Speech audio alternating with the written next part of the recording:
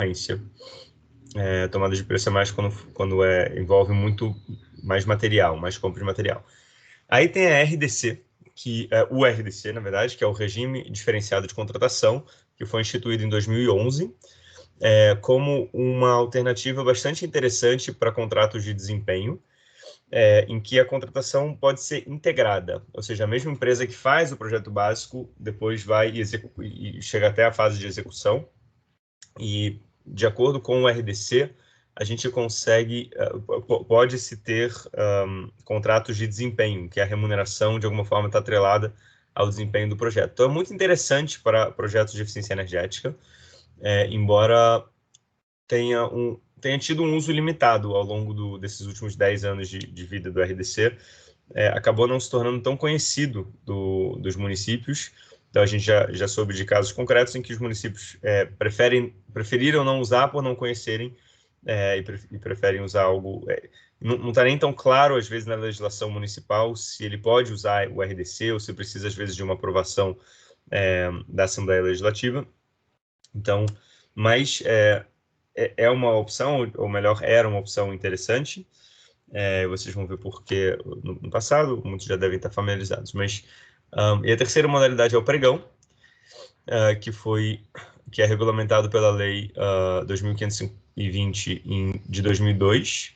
E aí tinha um decreto específico para o pregão eletrônico de 2005, que foi substituído em setembro de 2019 por um decreto novo, que regulamenta todos os aspectos do pregão eletrônico, mudou vários aspectos, e essa me parece ser a modalidade mais utilizada no mercado, pelo menos nesse mercado que a gente está falando,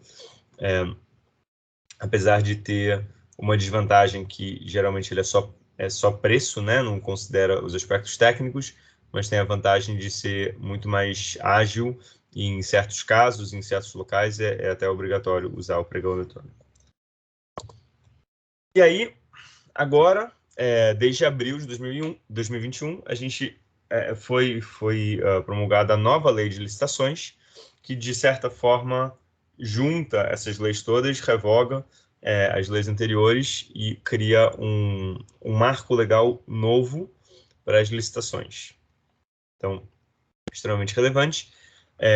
A nova lei de licitações já está em vigor, imediato, mas a lei antiga ainda vale por mais de 2 anos. Então, todas essas modalidades ainda podem ser utilizadas até 2023, mas quem quiser já pode usar a nova lei de licitações.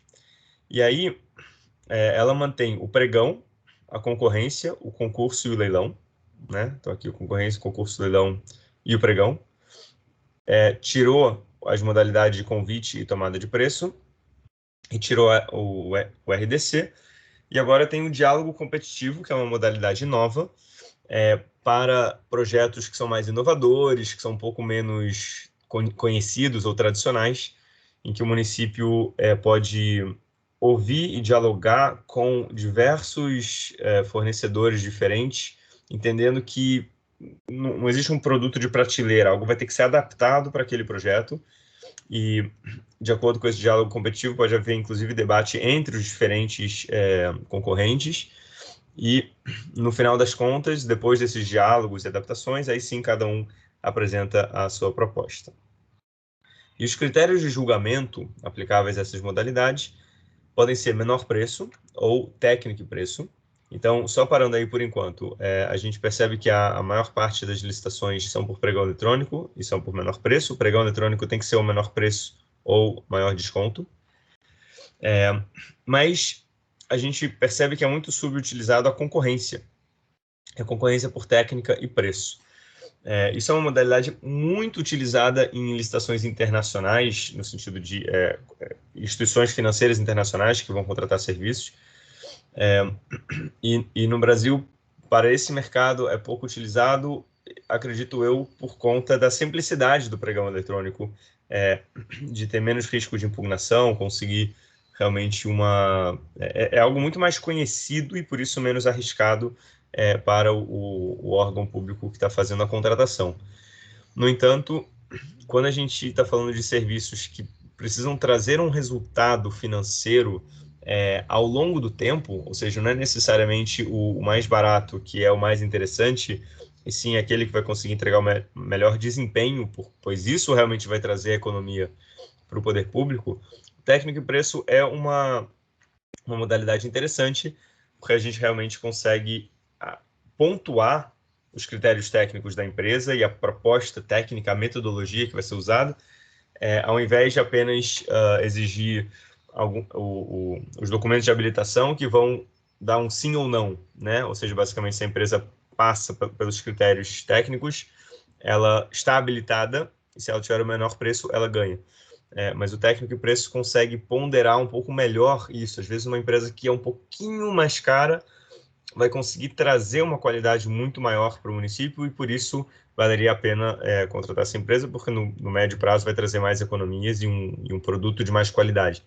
Então, nós recomendamos usar a concorrência técnica e preço sempre que for possível, apesar de que em alguns casos de obras mais simples, a lei exige que seja o pregão eletrônico. Aí tem também os critérios de maior lance, no caso do leilão, e melhor técnica ou conteúdo artístico, isso mais no caso do concurso. E aí tem um novo critério de julgamento, que é o maior retorno econômico. Então, esse dialoga muito com a eficiência energética e a geração distribuída. De novo, justamente, a gente não pode olhar apenas para o custo inicial, porque às vezes você tem uma empresa que vai custar um pouquinho mais cara, mas ela consegue trazer uma solução que vai economizar muito mais. Então, dentro de 1, 2, 3, 4 anos, dependendo do caso, vai ser mais econômico para o poder público e, portanto, para a sociedade. Então, recomendamos que os municípios realmente analisem bem essa nova lei e considerem muito fortemente começar a implementar essa concorrência por maior retorno econômico, mesmo sendo algo novo, ou principalmente por ser algo novo. Acho que justamente o mérito desse novo marco legal é tentar modernizar e trazer um pouco mais de razoabilidade e bom senso para o processo de contratação, e pode trazer muitos benefícios. Agora, isso exige do município, evidentemente, um investimento de tempo para preparar e treinar a sua equipe e um pouco de risco mesmo, né? Arriscar, usar uma modalidade nova, porque só dessa forma que ela vai se tornar conhecida e poder trazer benefícios maiores para o município. Então, agora a gente vai falar um pouco sobre a preparação para a licitação de um projeto. Então, a gente começa com o dimensionamento técnico. A gente falou bastante nos últimos encontros sobre o projeto básico. E agora a gente vai falar um pouco sobre também o projeto executivo. Então, aqui a gente está falando do detalhamento de como vai ser feita a instalação. No caso da geração de energia fotovoltaica, significa todos os componentes, os cabos, o sistema de monitoramento, exatamente como vão ser instalados, especificações bem detalhadas. E na eficiência energética, aqui só alguns exemplos, né? Mas qualquer projeto de eficiência energética já com bastante detalhamento, exatamente quais vão ser os equipamentos, quais são os horários que eles vão ter que operar, se esse edital inclui também a operação e manutenção depois dos equipamentos. E o projeto executivo geralmente é elaborado pela empresa que vai executar. E geralmente tem algumas variações em relação ao projeto básico, e cabe ao poder público verificar se essas alterações são aceitáveis ou se elas alteram de forma significativa o objetivo e as premissas do projeto, né? Isso não pode acontecer. Mas, por exemplo, mudar o tamanho do módulo individual, mas respeitando a potência final do sistema, isso não teria problema. Então, tem que ter um pouco essa visão, e às vezes precisa de uma expertise externa. Por isso que a gente falou nos primeiros encontros que muitas vezes a empresa contratada para fazer o diagnóstico energético e fotovoltaico também faz o projeto básico, e essa empresa pode ser, inclusive, a contratação dela pode incluir o acompanhamento da contratação da nova empresa, para que ela possa ajudar a verificar se esse projeto executivo está atendendo realmente às necessidades do cliente e ser uma espécie de gerenciador ali na obra e garantir que a instalação também está atendendo o projeto. Então, o antigo RDC permitia essa contratação integrada, como eu falei antes também, que uma empresa poderia fazer tudo. A nova lei de licitações, ela também tem a modalidade de contratação integrada como uma possibilidade para contratar uma única empresa para fazer todo esse processo. Bom, aí dependendo de qual que é o modelo de contratação, ao invés do projeto básico, é necessário um termo de referência, né? No caso do pregão, por exemplo, que define o projeto, contém os elementos necessários para contratar e executar com sucesso. Então, no mínimo, tem que incluir o que, né, vai ser feito, o objeto, o porquê, justificativa, quem pode fazer, então quais são as qualificações técnicas necessárias da contratada. Esse é um ponto extremamente sensível para conseguir garantir que a empresa executora vai ter uma boa qualidade, experiência e, ao mesmo tempo, não ser restritivo demais, que corra o risco de eliminar a competição e ser, inclusive, impugnado ou sofrer recursos que tornam muito moroso o processo. Então, precisa ser avaliado com bastante calma, inclusive verificados outros editais, termos de referência de outros municípios que tiveram sucesso, conversar. E realmente, como o pregão não tem a pontuação técnica, esse item é crucial para conseguir garantir que a empresa vencedora vai entregar tem as condições para entregar um projeto de qualidade. E aí o quando, né? Então, cronograma, os prazos, onde vai ser executado o serviço. E aí, nesse caso, quando a gente está falando de replicabilidade, aqueles tipos de projeto que a gente comentou que são prédios pequenos em grande quantidade, essa parte aqui de local da execução é muito importante, porque o diagnóstico feito anteriormente, para gerar o termo de referência, já tem que nascer com a premissa de que o levantamento dos equipamentos tem que ser muito detalhado para cada local. Tem que saber em cada prédio quantos equipamentos vão ser comprados e com quais especificações, quantas lâmpadas de quais potências, de quais temperaturas de cor e a hora de vida útil, quais geladeiras vão ser colocadas em quais escolas, qual é a capacidade em litros dessas geladeiras e o nível de eficiência energética no selo do Inmetro. Então, realmente tem que ser bastante detalhado por local. E aí os serviços têm que ser muito bem descritos em termos das instalações e também especificando se a empresa vai ter alguma responsabilidade na operação e manutenção dos equipamentos e durante quanto tempo, né? É comum, às vezes, ela ter 1 ano de operação e manutenção e depois passar isso para a prefeitura, incluir também o serviço de treinamento do uso dos equipamentos para a prefeitura. Então, realmente pensar bem em todos os pontos que se deseja que a empresa faça. E a gente vai mostrar no final do dia de hoje alguns cases, né, do Felicity com alguns municípios concretos e como esses itens foram pensados. E aí, finalmente, no pregão tem que ter uma precificação informativa e uma previsão de custos através de um projeto prévio. Então, o diagnóstico energético ele também vai trazer essa previsão de custo, quanto, né, o projeto vai custar, qual o nível de investimento necessário. E a precificação informativa muitas vezes não é divulgada até depois que termina o pregão, mas serve para o município conseguir balizar e depois negociar o resultado. Mais uma vez, muito cuidado com o pregão eletrônico em relação a preços muito baixos, que parecem ser muito interessantes para o poder público, mas que no final das contas podem sair muito mais caros se as qualificações técnicas não foram bem definidas e consideradas. E aí o guia traz alguns links para referências externas que podem ajudar. Então, a Fundação Escola Nacional de Administração Pública tem uma apostila para elaboração do termo de referência e projeto básico. No guia, isso aqui é um link clicável, então vocês conseguem abrir diretamente o site e verificar essa apostila. Então, um pouco daquilo que eu estava falando da comprovação da experiência.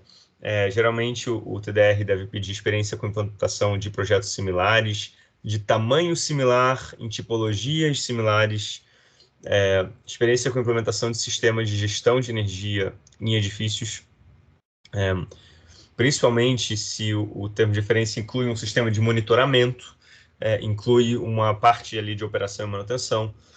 Isso é muito interessante. Experiência com medição e verificação de economia de energia, baseado no protocolo internacional de MV. Isso para permitir que realmente as economias sejam aferidas de uma forma correta e transparente. e um vínculo profissional com um engenheiro, eletricista, mecânico ambiental, ou até de energia, ou outros que possuam experiência com projetos similares. Recomendações que nós temos. Às vezes, os editais pedem anos de experiência dos profissionais e, às vezes, a gente tem o instinto de querer colocar 15 anos, 20 anos de experiência para realmente garantir que tem um profissional sênior. Mas a gente tem que lembrar que esse mercado de eficiência energética e energia solar fotovoltaica é um mercado relativamente novo. E, às vezes, ao pedir um tempo tão extenso, a gente limita demasiadamente a concorrência e, muitas vezes, acaba só permitindo pessoas do mundo acadêmico, por exemplo, que estudam o tema há algumas décadas, mas tirando muitas empresas que acumularam experiência ao longo dos últimos 5, 6, 7, 8 anos, que é quando o mercado realmente aqueceu. Então, tem que equilibrar a vontade de ter uma experiência profunda com a realidade do mercado, né? Tem empresas e profissionais de altíssima qualidade que têm menos anos de experiência, porque é um mercado novo.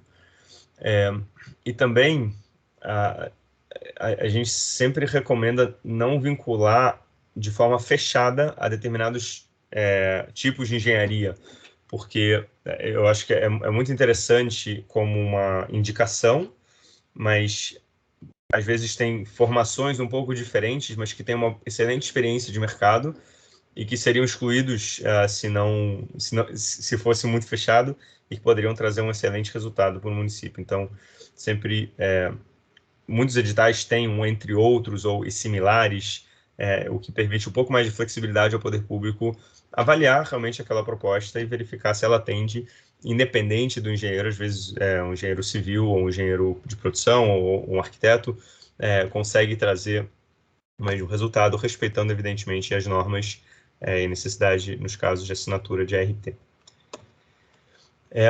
E aí uma possibilidade que é muito usada no mundo corporativo e pouco no poder público são acordos de nível de serviço, que em inglês é Service Level Agreement, que é SLA. Esse termo, ele significa... ele se refere a contratos em que tem um requisito de qualidade, um requisito de desempenho.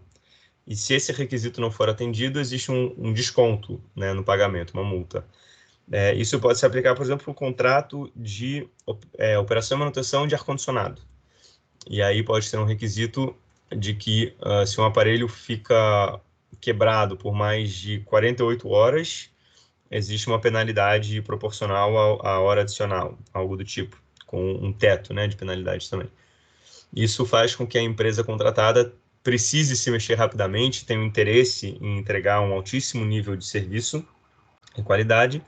Ao mesmo tempo, o edital não pode abusar desses níveis de qualidade exigidos, porque isso também pode afugentar potenciais empresas e esvaziar a competição mais uma vez. Então, é muito interessante para o poder público e para o resultado do trabalho, mas precisa ser bastante razoável na hora de definir esses critérios, essas exigências.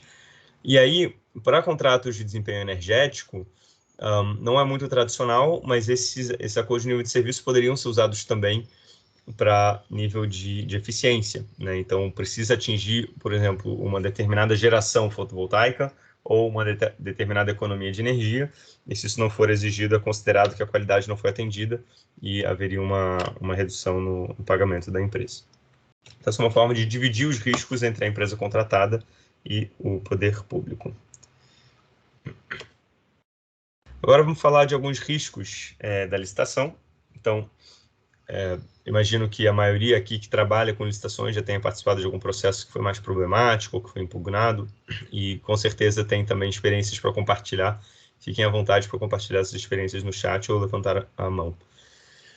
Então, primeiro, risco de atrasos, excedentes de custos ou baixo desempenho técnico, devido à divisão do projeto em vários contratos, né? Às vezes isso acontece para conseguir ter não ter contratos tão gigantes, mas a divisão do projeto em diferentes contratos pode ser complexa e requer muita experiência e capacidade interna para coordenar a sua implementação.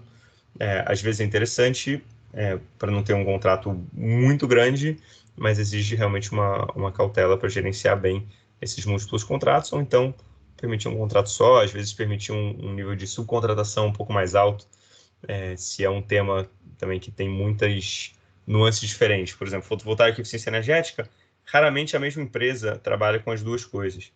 Então, nesse caso, ou é bom ter realmente 2 editais diferentes, ou ter um edital só, mas que permite subcontratação para que uma das empresas entre como líder e subcontrate a outra para fazer a outra parte do escopo. É muito importante. Segundo risco, empregar um modelo licitatório com que o município tenha pouca familiaridade, né, como o RDC é um exemplo disso. E aí, para mitigar, é importante buscar capacitação e assessoria para a modelagem da licitação, buscar exemplos de outros órgãos públicos.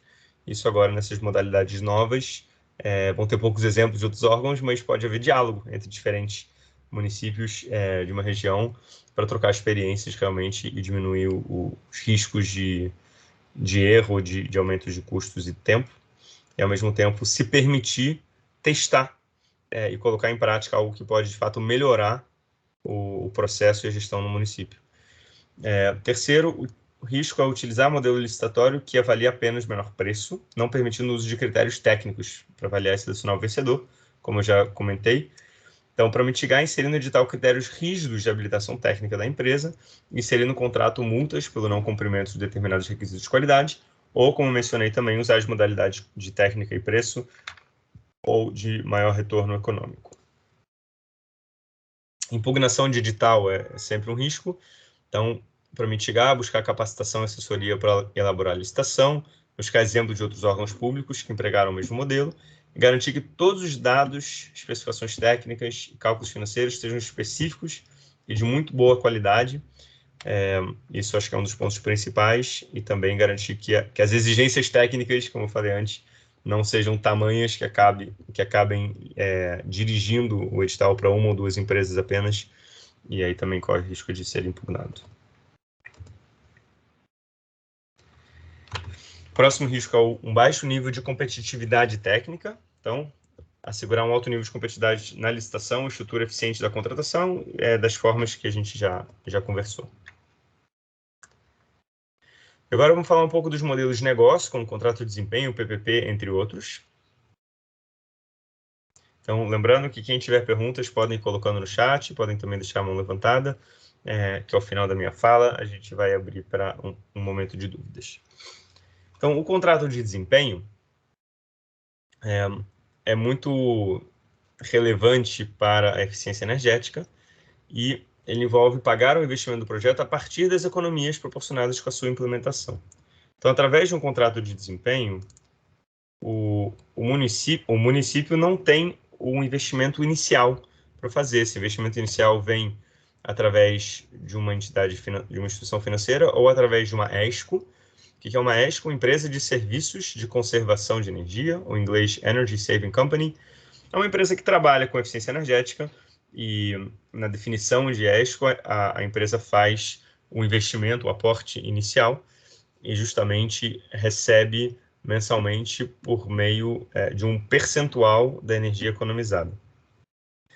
No Brasil, existe um modelo, de fato, de contrato de desempenho e existe também um modelo simplificado de contrato de desempenho, que ao invés de fato, aferir as economias mês a mês e pagar um percentual da economia real, é estimado uma economia, ou então a medida da economia no início, logo após a implementação do projeto, e aí se estipula um valor fixo com base nessa economia estimada ou medida, que é menor do que a economia mensal, e dessa forma o município já tem a previsibilidade dos custos de forma mais garantida, e também tem um custo menor do que ele está economizando, então, na verdade, o município já sai ganhando desde o dia 1, né, do projeto. Então, como é que funciona aqui a remuneração de um contrato de desempenho? Antes da implementação do projeto, o município tinha um custo de energia, e aí, a partir do momento que é implementado o projeto com o sistema novo, ele passa a ter um custo mais baixo de energia. Aqui a gente tem uma redução de 70%, o que não é um exemplo absurdo, muito pelo contrário. Se a gente pega escolas, por exemplo, e faz projetos de eficiência energética junto com o fotovoltaico, é muito possível conseguir economias de 80%, 90% ou até 100%. E aí, esse aqui, evidentemente, é o ganho financeiro, né? O quanto que reduzir o custo vezes o tempo de vida útil dos equipamentos. E ao longo do tempo do contrato, então, uma parcela disso é paga de volta para a ESCO, né? Então, dessa forma, a ESCO recupera os seus investimentos, o município continua tendo um ganho desde o início, e terminando o contrato menor do que a vida útil dos equipamentos, o município continua tendo um ganho completo, né, a posterior, e dessa forma é uma situação de ganha-ganha. Tá? Então, algumas formas de criar um modelo, né, operacional disso. Uma é a energia compartilhada, em que o agente financeiro financia a ESCO e a ESCO implementa o projeto. Então, o poder público não tem nenhuma relação com a instituição financeira. A ESCO, em alguns casos, não precisa disso aqui, ela tem o seu próprio caixa grande o suficiente para fazer o aporte, mas muito frequentemente que ela toma o empréstimo. Depois o poder público paga a ESCO pelo serviço e a ESCO devolve o financiamento. Então, assim, o risco está alocado mais com a ESCO, né? Se ocorre algum problema, não tem economia, ou o poder público não paga a ESCO passa a se endividar com o agente financeiro. Então, um risco compartilhado, porém pendendo mais para a ESCO.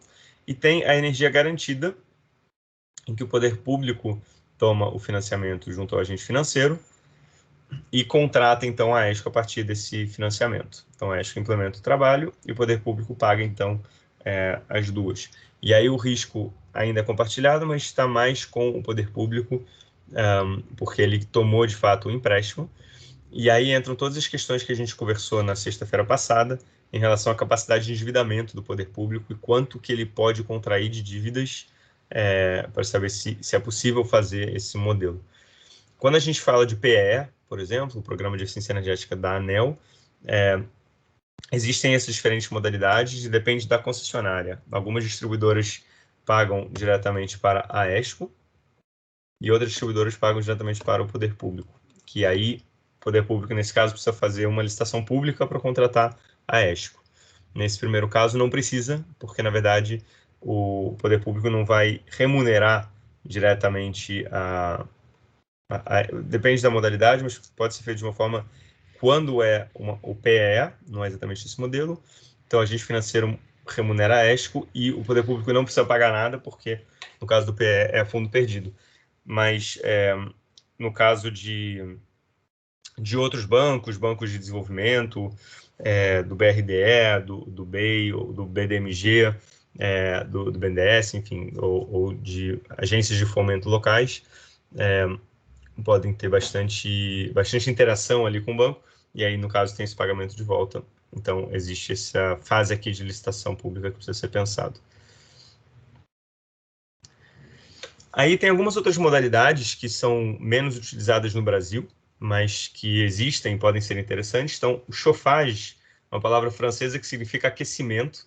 Na verdade, o aquecimento é um dos exemplos de uso dessa modalidade, que envolve o pagamento pelo serviço energético, ao invés de pagar pela eletricidade, pelo megawatt-hora de energia economizada através de uma ação de eficiência energética. Então, por exemplo, uma empresa que vai fazer a gestão de utilidades, né? Ou seja, que instalou um novo equipamento e vai fazer a operação e manutenção daquele equipamento. Se a gente está falando, por exemplo, de ar-condicionado, né? ou de aquecimento, essa empresa pode se comprometer a entregar uma determinada temperatura interna. E se a temperatura flutua em relação àquilo, o pagamento é menor para ela. Ou um determinado nível de iluminação, X lux, e aí isso sendo entregue, a empresa recebe remuneração completa. Ou pela qualidade do ar, medido em partes por milhão de CO2, por exemplo, ou manter um espaço condicionado a uma certa temperatura. Então, aqui tem um exemplo do custo por metro quadrado de área condicionada. Então, o custo para manter essa área condicionada diminuiu, porque o projeto teve um ganho de eficiência, o equipamento agora é mais eficiente, e aí, então, como esse custo diminuiu, parte desse ganho de eficiência aqui é recebido pela empresa que está fazendo essa operação e manutenção. E aí, então, continuando com os contratos de gestão de facilities, no caso são empresas especializadas em gestão, que gerenciam atividade meio, que é o ar-condicionado, a iluminação, enfim, os equipamentos prediais, de maneira que a empresa contratante ou o poder público possa se concentrar em sua atividade fim. Isso pode ser aplicado a uma ampla área de serviços, como, por exemplo, abastecimento, segurança, limpeza, dentre outros. E a gente sabe que muitas vezes não acontece no poder público e tem funcionários internos que fazem a manutenção e a operação. Tem que avaliar os prós e contras. A gente já teve experiências com municípios em que a gente percebeu que existia uma dificuldade muito grande em conseguir fazer manutenção dos edifícios de uma determinada tipologia, porque havia poucos recursos dentro da secretaria envolvida para conseguir fazer essa manutenção e por isso demorava muito para trocar cada equipamento. E aí, nesses casos, é interessante contratar, às vezes, 2 ou 3 empresas para fazer gestão de facilities de determinados blocos, assim, de lotes, e haver uma espécie de competição entre essas empresas, para que elas tenham que garantir um nível excelente de serviço com contrato de ônus e bônus.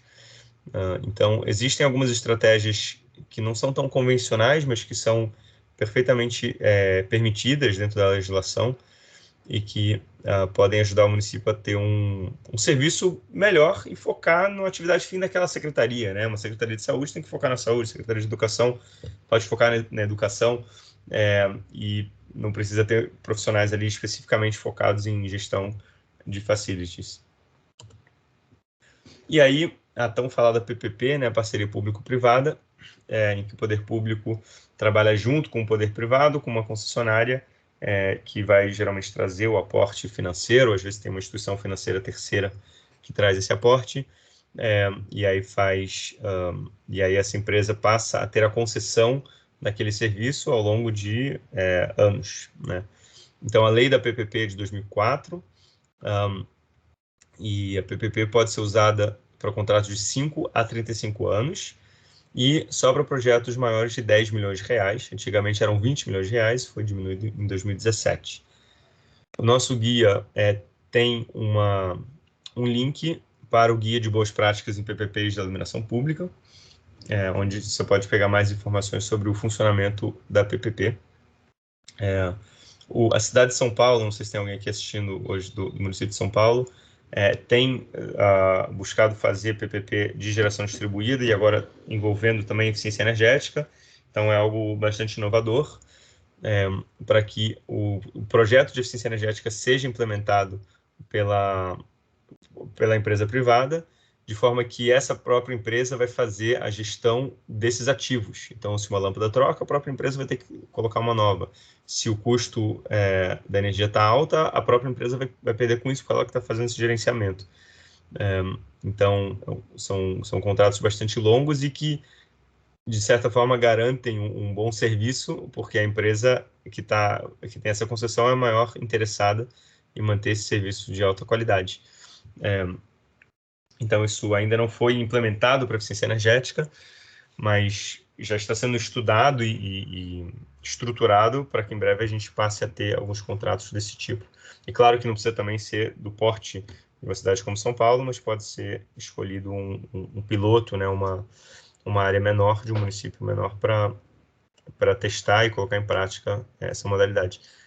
E aí dentro da PPP existe a modalidade de Build, Operate, Transfer, que é o BOT, que é exatamente isso. A empresa vai lá, faz a instalação, ela opera os equipamentos durante um determinado período, fotovoltaico também, e depois transfere, depois de X anos de contrato, transfere a posse dos equipamentos para o cliente, né, no caso, o poder público. Então, isso faz com que, na realidade, o município não precisa fazer um investimento inicial, né? E nem precisa ter uma equipe treinada inicialmente para operar, às vezes, um gerador novo ou a própria usina fotovoltaica. Vai receber isso com o tempo, depois que isso já está operando há bastante tempo, já é algo mais familiarizado. E aí existem outras modalidades semelhantes, como Build, Rehabilitate, Operate, Transfer, quando precisa de uma manutenção maior, Build, Own, Operate and Transfer, em que a empresa que coloca, ela é proprietária do equipamento. Nesse caso aqui, o município já é proprietário do equipamento, mas depois recebe a operação. Nesse caso aqui, a empresa que colocou é proprietária do equipamento e coloca lá em comodato e depois transfere a propriedade. Tem o Build, Lease and Transfer, que é mais contrato de aluguel, e o Design, Build, Operate and Transfer, em que a empresa faz também o projeto inicial do sistema que vai ser construído. Existe um modelo com locação, né, quando a gente fala de locação de telhado, por exemplo, pagamento de uma mensalidade ao locador do equipamento, a quem é atribuída a responsabilidade de operar, manter e dar assistência técnica ao longo do contrato de locação. Então, o locatário, que é o município, usufrui da energia economizada ou gerada ao longo da locação, e a empresa que está colocando ali a placa fotovoltaica, ela é a locadora. Então, na prática, o município ele não paga pela energia gerada, ele paga para alugar as placas fotovoltaicas. Então, o município não tem a posse da placa, ele paga uma espécie de aluguel. Evidentemente que esse aluguel precisa ser menor do que a conta de luz anterior, para que ele tenha essa economia. Geração de energia compartilhada é previsto na resolução da ANEEL que rege a geração distribuída. Então, diferentes consumidores podem se unir num consórcio, numa cooperativa, sendo proprietário ou locatário de uma cota de uma usina fotovoltaica. Então, um consórcio de municípios, por exemplo, podem se juntar para criar uma usina um pouco maior, até 5 megawatts, e, através de um consórcio, distribuir os ganhos proporcionalmente à participação de cada um, de acordo com as cotas que cada um detém. E aí o PPA, que é o Power Purchase Agreement, é um contrato a longo prazo, com o fornecedor responsável pela construção, operação e financiamento da instalação, que arca com todos os custos de investimento. Então, dessa forma, o consumidor, que é o município, consome energia a uma tarifa mais baixa, então ele vai pagar a tarifa de energia de alguma forma. Existem, na verdade, especificidades ali na legislação para fazer com que isso seja possível, e o município, então, paga para a empresa fotovoltaica, e essa empresa paga a fatura, então o município tem que pagar um valor mais baixo do que a sua tarifa anterior, evidentemente, para que tenha um benefício. Então, eu vou passar agora a palavra para a Laísa para aplicar, para a gente abrir um novo quiz, que tem sido muito interessante para a gente conhecer o perfil, e acho que para todos conhecerem aqui o perfil de quem está assistindo, e substitui, né, o auditório presencial, onde a gente consegue pedir para as pessoas levantarem as mãos e ter uma ideia de quem é quem. E aí depois a gente passa para a sessão de dúvidas. Então, Laísa, a palavra é com você.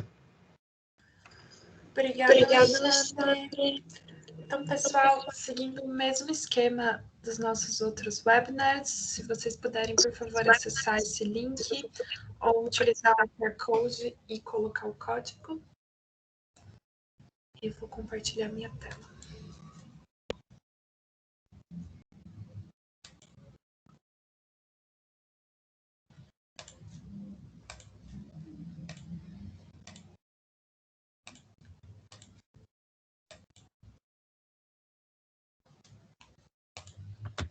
Então, a primeira pergunta é se a organização que você trabalha utiliza com mais frequência qual modalidade de contratação de bens e serviços de engenharia que a gente apresentou.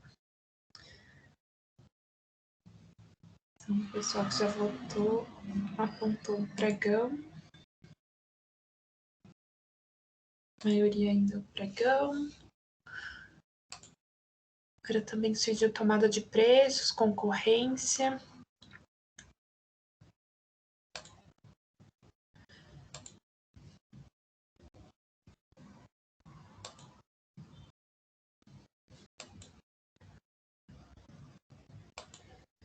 A concorrência está aumentando. Vou deixar mais alguns minutinhos.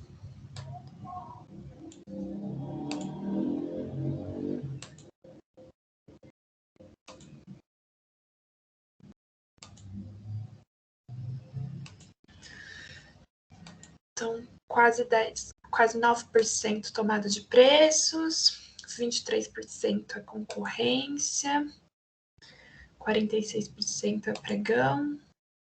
O pessoal sinalizou que não sabe. 3% não trabalham no poder público. Deixar só mais alguns instantes e passar para a próxima. Acho que podemos passar já. A segunda é se a sua organização tem experiência na contratação de serviços através do RDC, que é o Regime Diferenciado de Contratações.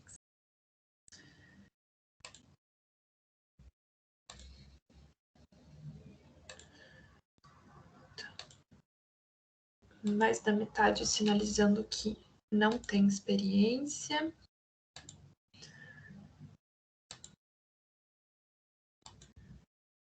10% sinalizando que sim. Vou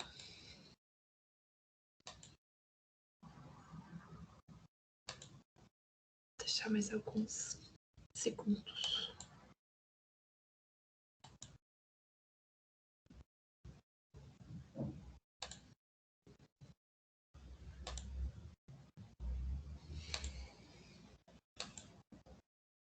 Acho que a gente conseguiu estabilizar aqui.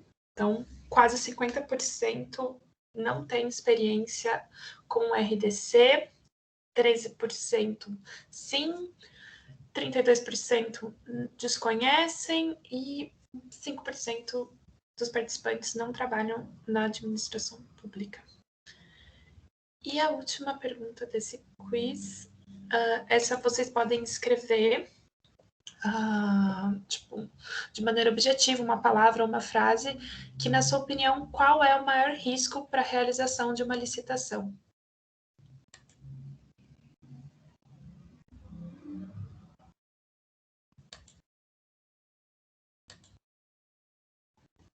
Então, cumprimento do prazo.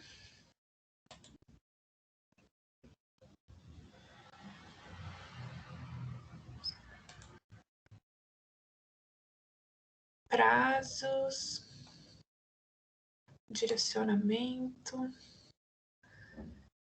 Prazo está sendo a palavra mais citada.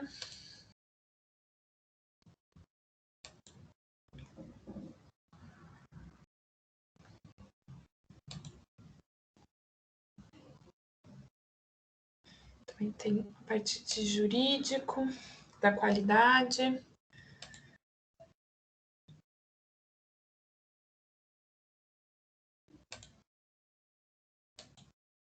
Deixa eu montar para cá. Acho que consegue ter uma visualização melhor.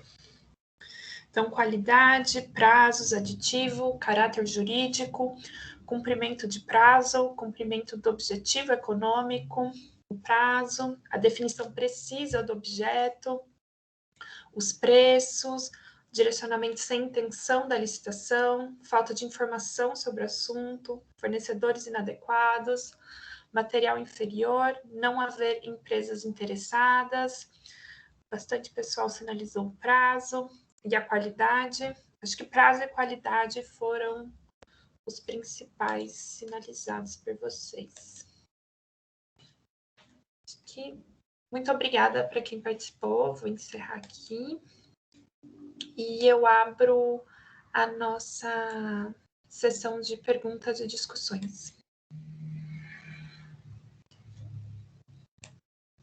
Perfeito, obrigada, Laís. Então vamos passar aqui para perguntas. Nós temos aqui uma pergunta do Ricardo Cantarini para o Alexandre, perguntando se nessa nova lei, 14.133 de 2021, que vai substituir a lei do pregão antiga, é possível incluir nos critérios de seleção do vencedor uma combinação de melhor preço, técnica, com critério de desempenho, performance variável ao longo do contrato, visando justamente estimular o contratado a buscar melhoria dos indicadores de eficiência. Então, passo aí a palavra para o Alexandre. Obrigado, Ricardo, pela pergunta. Então, a primeira parte da resposta é que sim, existe, como a gente mostrou, realmente, na nova lei de licitações existe a modalidade técnica e preço, e existe a modalidade maior retorno econômico, né? Então, através de maior técnica e preço, a gente pode... mas eu entendi que a sua pergunta é se dá para combinar essas duas coisas, né? Maior técnica e preço e, ao mesmo tempo, um critério de desempenho e performance variável. Então, nesse caso, a gente vai usar o maior retorno econômico. De acordo aqui com a lei, eu vou... Estava com ela aberta aqui. No critério de julgamento de maior retorno econômico, os licitantes devem apresentar a proposta de trabalho, que tem que contemplar as obras, serviços e bens com os prazos de realização e fornecimento, e também a economia que se estima gerar, expressa em unidade de medida associada à obra, ao bem ou ao serviço e em unidade monetária. E também tem que apresentar uma proposta de preço, que corresponde a um percentual sobre a economia que se estima gerar durante determinado período, expressa em unidade monetária. E aí o edital de licitação deve prever os parâmetros para mensurar a economia gerada ao longo do contrato, que vai servir como base de cálculo para remuneração. E aí, para efeito de julgamento da proposta, o retorno econômico é o resultado da economia que se estima gerar com a execução da proposta de trabalho, deduzida, tirando, né, a proposta de preço em si. Então, de certa forma, esse é um técnico de preço, apesar do critério em si ser o maior retorno econômico, mas a proposta de trabalho está inclusa ali, porque precisa ser avaliado como que essa economia vai ser gerada e verificado se essa economia realmente faz sentido, se os cálculos fazem sentido. Então, não deixa de ser uma proposta de técnico de preço de alguma forma. Agora, para ter os critérios técnicos de fato, como critérios de seleção, pontuando os critérios técnicos, aí tem que usar a modalidade de critério, o critério de julgamento de técnico e preço. Então, a resposta é que dá para fazer um, dá para fazer o outro, e até um certo ponto dá para unificar essas duas coisas, porque o próprio critério de desempenho econômico tem a consideração da proposta técnica ali na definição de quanto que vai economizar.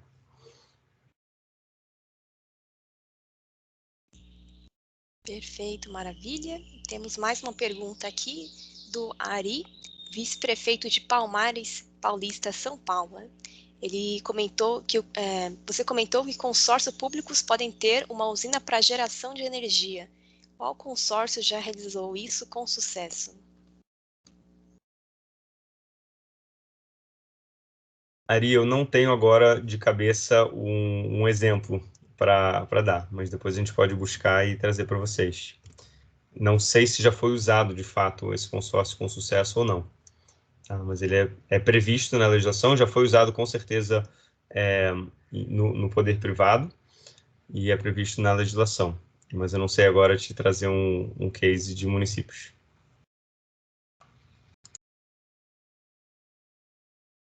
Ok, as perguntas se encerraram, mas qualquer coisa vocês podem mandando aqui no chat, né? Teremos também um outro momento no final das apresentações para tirar as dúvidas. Maravilha.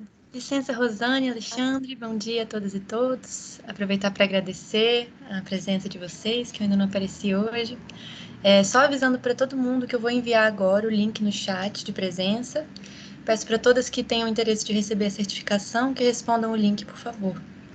E é isso, vamos dar continuidade. Obrigada aí, Rosane, Alexandre, Laísa.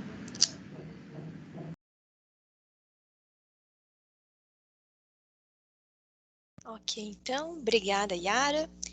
Eu vou compartilhar, então, minha tela para apresentar a parte de acompanhamento da execução do projeto. Então, um momentinho só.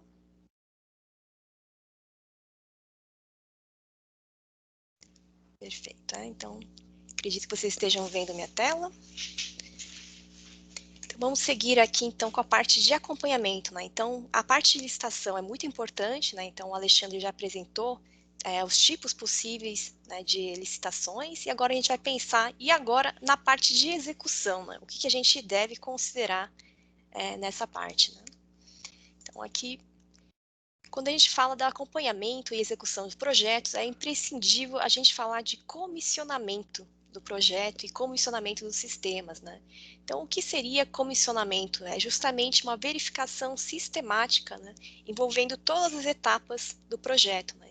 Então, desde a parte de concepção, estudo, viabilidade do projeto, a criação do projeto em si, o básico, o executivo, a construção da entrega e da obra, Depois a fase de operação, né, que é a maior tempo, assim, que é necessário ter já ter planos, né, de operação e manutenção previstos.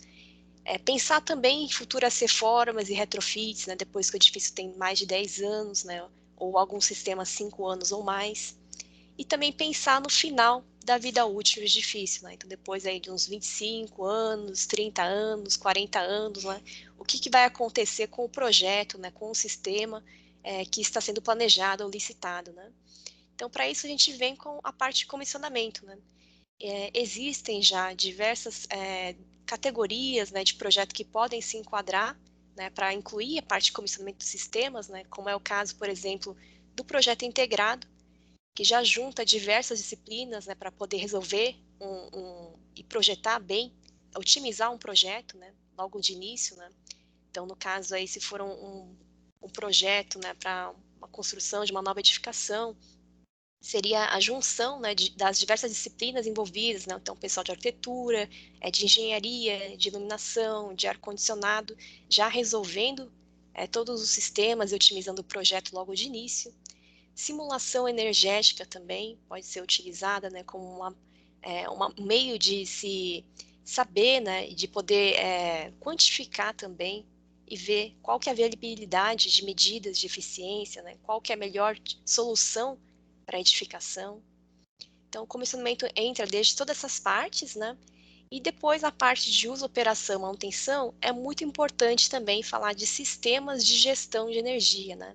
Então, por mais que o edifício lá, ou um projeto tenha sido planejado, né, com todas as considerações de eficiência energética, né, é na fase de operação dos sistemas que muitas vezes acontecem vários problemas, né, que podem acabar diminuindo o desempenho geral do seu projeto, do seu sistema, tal como estava previsto antes, né.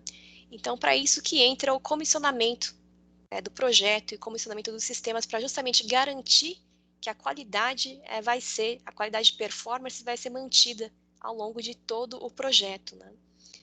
E existem algumas outras palavras para comissionamento, como, por exemplo, recomissionamento, no caso, se for um edifício existente que não tenha feito comissionamento na fase de projeto, e também o retrocomissionamento, que é quando já foi feito o comissionamento na fase de projeto, e depois o edifício existente vai passar por uma nova fase de comissionamento, né? Então, vem aqui a palavra retro, mas só a diferença, o conceito é o mesmo, é sempre essa verificação sistemática, né, para garantir a qualidade, né? Então, envolve justamente a verificação, ajuste dos parâmetros de uso, operação, manutenção, revisão da documentação, controle dos sistemas para ver se está tudo certinho, justamente com esse objetivo de garantir, né, que os projetos tenham alta performance energética. Então, vamos passar aí também uma parte, né, de execução de projetos, né, a gente tem que pensar sempre no custo de ciclo de vida do projeto, né? Então, seja na parte de descarte de equipamentos, né? Então, sempre tentar monitorar qual a quantidade de equipamentos que vão ser descartados no futuro, qual que é o peso da carcaça dos equipamentos, fazer um plano de logística reversa e estimar os custos, né? Deve ser considerado essa etapa. Pensar também na parte de recomposição, a parte de obras civis, necessidade de fazer atualizações elétricas, reparação de quadros elétricos, por exemplo, cabeamento, entre outros. Também pensar numa gestão de obra e reforma, né, depois de uns 5, 10 anos, né? Então, ver a complexidade do projeto, qual que vai ser a equipe necessária para fazer uma obra, uma reforma, qual vai ser o custo envolvido nisso.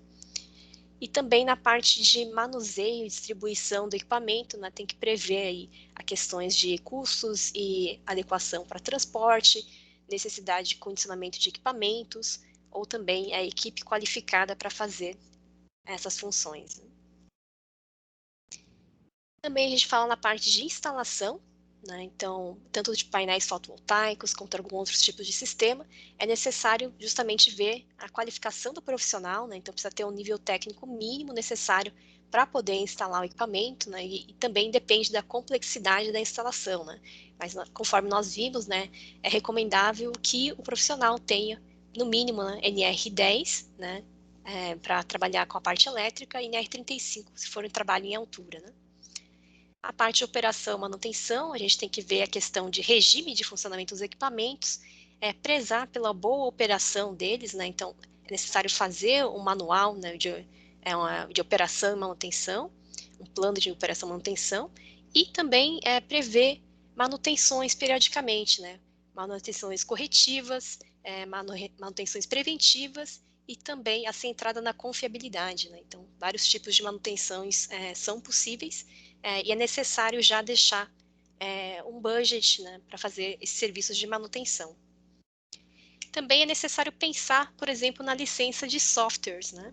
Então, tem vários municípios aí que estão fazendo capacitações, né, que têm interesse em capacitar a equipe interna, por exemplo, para fazer dimensionamento ou análise de potencial fotovoltaico, né?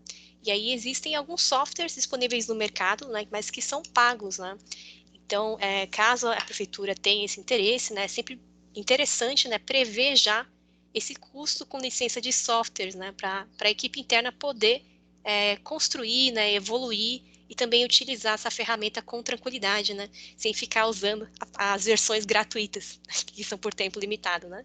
Então, é muito importante também prever isso, né, e também algumas taxas de manutenção com serviço de hospedagem, se for o caso também, né. Algumas considerações sobre custos, né? Nós falamos aí equipamentos mais novos normalmente exigem menos manutenções ou trocas, né? Não seria desejável, né? Então essa é uma condição. E também é necessário prever a manutenção preventiva, né, dos sistemas, seja aí de painéis fotovoltaicos, ou se a gente está falando de um projeto de eficiência energética, sistemas de ar-condicionado ou outros, e também prevê, então, questão de limpeza, né, dos painéis fotovoltaicos, aí no caso, né, que a frequência mínima de limpeza, né, é de 6 meses a 1 ano, depende da sua região também, né, tem regiões que chove mais e não acumula tanta poeira, mas caso vocês tiverem também, pessoal aí de Brasília, né, também tem alguns problemas aí, né, com poluição, acúmulo de poeira, que é necessário sim fazer a manutenção com mais frequência, né. Então, para cada região aí tem uma frequência também para a realização de manutenção, limpeza, né, lavagem dos módulos. E vamos passar então para a parte de monitoramento e fiscalização, né, que é muito importante, né. Então, depois que a gente fez o projeto, né, que a gente está fazendo acompanhamento, como é que a gente vai conseguir quantificar, né, e dizer quais foram as economias desse projeto, né? Como é que a gente faz o monitoramento, né? Então, para isso, né, a gente vai precisar, para fazer o monitoramento do projeto, é preciso ter um medidor de energia, né? Então, o medidor de energia, o analisador de energia é fundamental para que se tenha dados, né? Dados para poder acompanhar e fazer análise do projeto em si, né? Então, primeiro, né, para a definição do medidor, do tipo de medidor, o analisador de energia, é necessário saber, né, o que vai ser medido, o que vai ser monitorado, por que está sendo feita essa medição, né, como vai ser medido, vai ser colocado no quadro geral de entrada de energia, ou vai pegar apenas a carga de fotovoltaico, ou vai ser só instalado na central de água gelada, né, em parte de ar-condicionado, né? Quais são os desvios e valores esperados para essa medição, né? Qual o percentual de erro, né, que estão prevendo, né? Qual ação pode ser tomada em caso de desvio significativo e quem vai ser o responsável pela coleta e monitoramento desses dados e medições, né? Então, muitas vezes aí podem ter edifícios, né, com smart meters, né, medidores inteligentes aí que fazem o monitoramento em tempo real da energia dentro da edificação, mas muitas vezes não tem aquela pessoa responsável para ficar olhando, né, e vendo quais são as anomalias, né, e vendo medidas de melhoria também, né. Então, é sempre importante não só ter o equipamento, mas também estabelecer responsáveis que possam cuidar, né, da parte de medição de energia. Então, quando a gente fala de medição e verificação, é imprescindível também a gente falar, né, do protocolo internacional de medição, verificação e performance, né, para a gente, porque os cálculos de economia são todos já, tem uma metodologia específica para isso, né, conforme o protocolo estabelece, e tem profissionais qualificados, né, com o certificado, né, para medição e verificação, que devem atuar justamente nessa fase de cálculo de economia, né, estimativas, para que seja feito corretamente, né. Então, aqui nesse gráfico aqui que eu estou trazendo, né, a gente tem a implementação de um projeto. Esse projeto aqui, o consumo de energia, cada um desses pontinhos é um mês, então aqui a gente tem um ano, Tá? Então, é necessário primeiro fazer uma medição, né? É necessário ter uma medição prévia antes da implementação da medida de eficiência energética, e depois desse 1 ano, teve a implementação das ações de eficiência energética, né? Então, tem termos específicos para o protocolo de medição e verificação, né? E aí, então, essa linha aqui é o consumo real, né? Então, o que foi feito no ano, e depois da implementação da medida, percebe-se assim que o consumo caiu ao longo dos meses, né? Então, justamente a pergunta seria, né, no caso, né, como vai ser calculada ou considerada, né, a economia obtida, né? Então, vai simplesmente fazer uma comparação com o consumo do ano passado? Não é simples assim, né?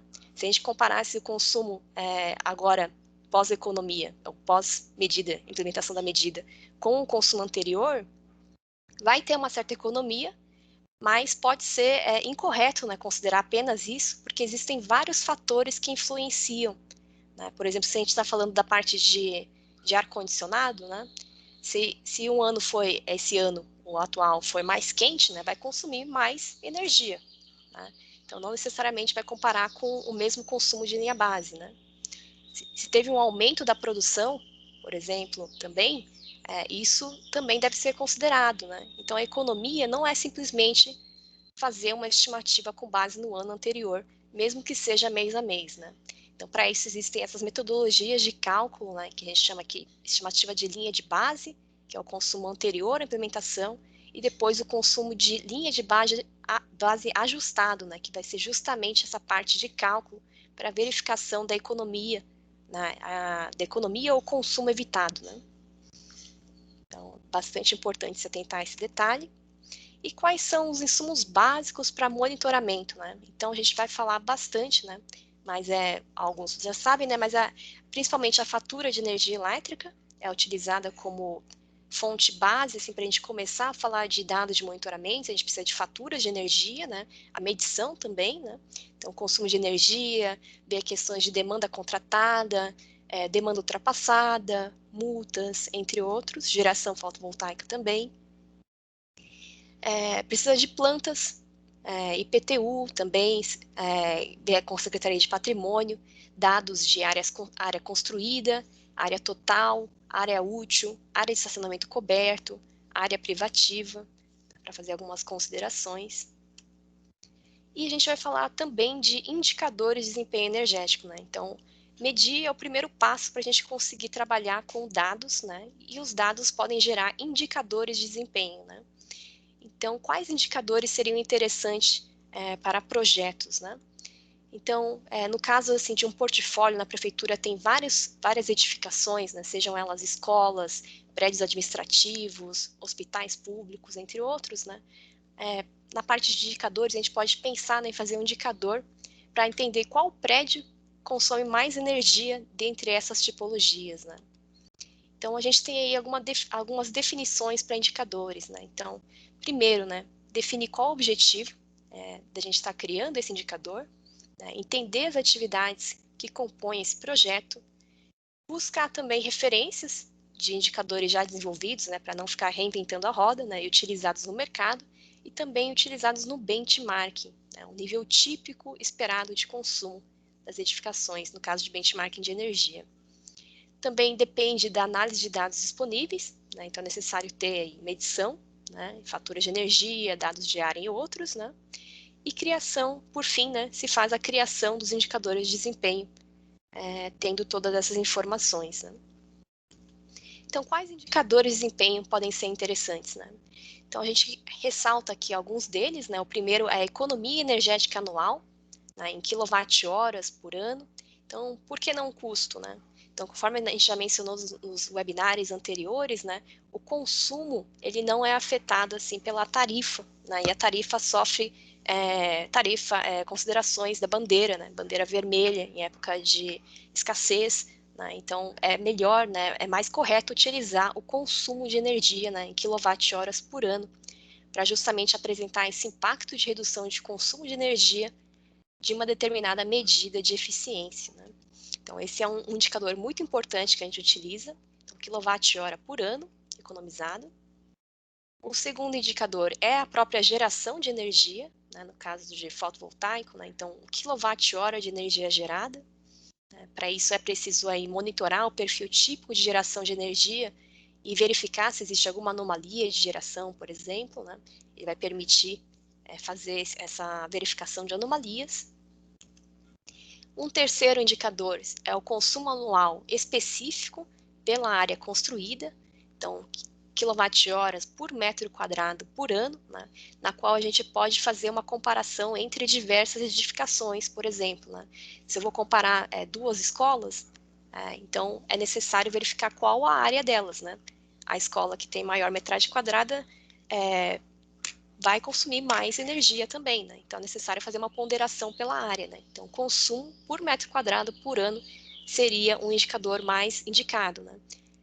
Que é o quociente entre o consumo de energia anual, a área construída total de uma edificação, né?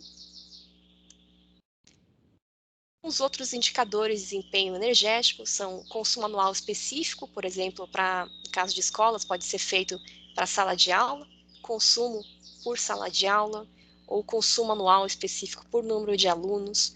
Então, tudo isso teria que ter dados, né, informações, por exemplo, da quantidade de alunos existentes para poder calcular. Né? Falar, estou comparando duas escolas, mas a escola 1 tem muito mais alunos do que a escola 2, né? Então, como é que a gente pode comparar as duas? Né? Tem que fazer uma ponderação aí pelo número de alunos também, né?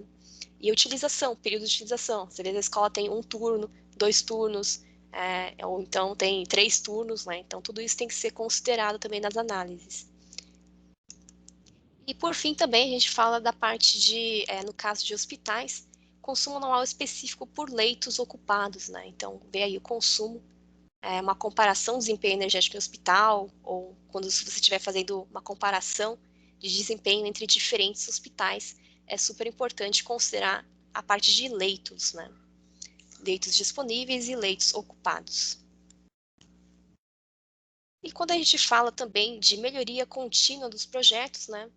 É sempre importante a gente verificar vários aspectos, né? Então, a garantia da qualidade da compra, a parte de manutenção, a capacitação da equipe técnica, né? Principalmente interna da prefeitura, revisão e atualização da parte de legislação, não? Então, fazer uma política de compras eficientes, verificar novas legislações que estão entrando no mercado, também pensar em estratégias de compartilhamento de benefícios e outros tipos, por exemplo, de incentivo financeiro que estão saindo no mercado. Né? Então, é muito importante fazer uma atualização de tempos em tempos, justamente para ter essa melhoria contínua dos projetos, né? E também fazer o ciclo PDCA, né? Plan, Act, Do. Enfim, é necessário também fazer essa revisão de tempos em tempos. Né? E falando em melhoria contínua dos projetos, né, é sempre importante verificar a parte da Etiqueta Nacional de Conservação de Energia Elétrica, a ENSE, emitida pelo Inmetro, né, que faz a conformidade de diversos tipos de equipamento. Então, é sempre necessário se basear nessas regulamentações já existentes, né, que são essa etiqueta aí, né, que põe o equipamento nível A, B, C, D ou E, né, sendo o A mais eficiente e o E menos eficiente. E também tem a parte de etiqueta para edificações públicas, né? Então, já existe regulamentação, né, Instrução Normativa número 2 de 2014, se não me engano, que estabelece a obrigatoriedade, né, de emissão, de obtenção nível A da etiqueta para prédios públicos federais, edifícios públicos federais novos ou retrofits, né?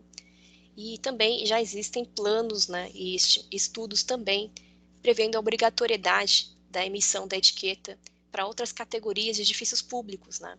Então, aí estabelecendo um cronograma, né? Mas é necessário também sempre verificar, né? E para casos de edifícios novos públicos também tem que considerar justamente a etiquetagem da edificação, né?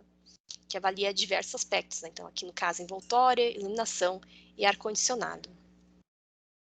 Também na parte de equipamentos, a gente não pode deixar de falar do selo Procel, né? Então, muitas pessoas já devem ter visto esse selo aqui em geladeira, em alguns outros equipamentos elétricos, né? E é muito importante ter esse selo aqui como um dos requisitos, né, na parte de compras sustentáveis, né? Então, privilegiar a compra de equipamentos, né, com o selo Procel, porque justamente ele é o que define a qualidade, né? O selo Procel, teoricamente, é emitido para os 25% dos equipamentos mais eficientes do mercado. Então, os 25% já nível A, né, teoricamente, e agora estão passando para uma parte de revisão do selo, né? Mas é muito importante fazer essa especificação nos editais e compras públicas.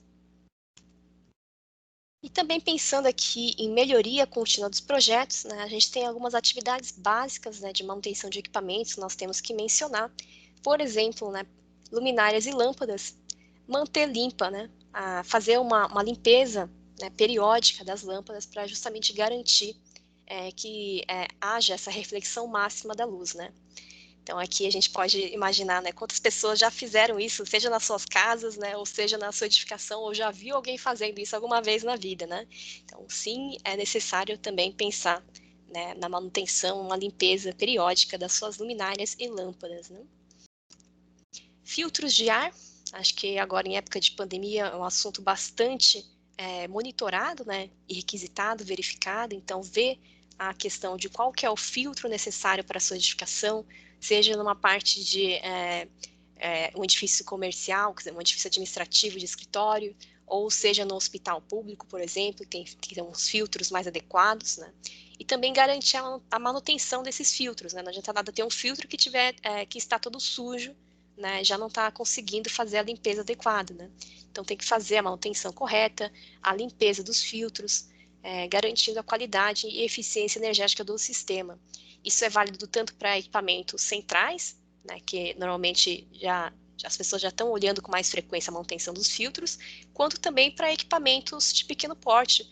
O split, por exemplo, né, é um equipamento que você tem na sua casa que tem lá um filtro e precisa ser lavado de tempos em tempos, né? Então, mesmo para equipamentos de pequeno porte, é necessário verificar e fazer uma limpeza, né, para ter certeza que você não está, né, convivendo num ambiente aí com um ar que já não está sendo filtrado corretamente, né? Isso pode acarretar, inclusive, no aumento do consumo de energia do seu equipamento, né? Então, é muito importante monitorar essa questão. Da parte também de sensores, né? Sensores de presença, sensores de iluminação, sensor de automação, é sempre importante verificar e fazer testes de funcionamento, né, para ver se de fato eles estão operando adequadamente, né? E caso também for necessário substituir algum sensor que já não esteja conseguindo realizar essa função, então prever aí uma manutenção também. E na parte de sistema fotovoltaico, né, aqui entram alguns pontos, né, para a manutenção dos equipamentos, né. Então deve-se sempre monitorar a produção de energia, né, para ver a questão aí de desempenho dos painéis, né, via inversor, realizar também regularmente a inspeção visual dos inversores, né? Será que tem alguma placa quebrada? Será que tem alguma sujeira que precisa ser retirada? Precisa fazer uma limpeza? Está muito sujo, tem poeira, precisa fazer uma lavagem? Observar também potenciais de sombreamento não previsto. Agora o edifício do lado está sendo construído, está aumentando o número de andares. Pode ser um risco aí potencial de sombreamento nos meus painéis fotovoltaicos que estão na cobertura, né? Então, por exemplo, então tem que dar uma observada o que fazer, né, nesses casos, né, mas observar sempre o entorno para ver a questão de sombreamento. Se houver sombreamento, vai reduzir, né, significativamente a produção de energia solar fotovoltaica, né? E a limpeza em si dos módulos, né, que sempre tem que ser considerada periodicamente. Bom, agora eu volto a palavra para o Alexandre Esquinazzi.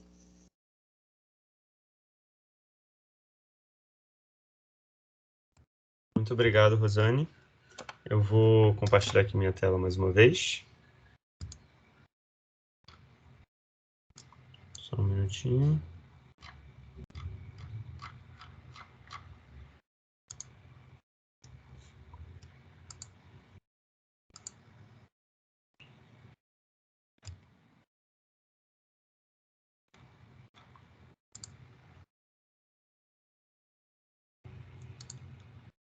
Pronto. Você pode confirmar, Rô, se vocês estão vendo meu slide? Estamos.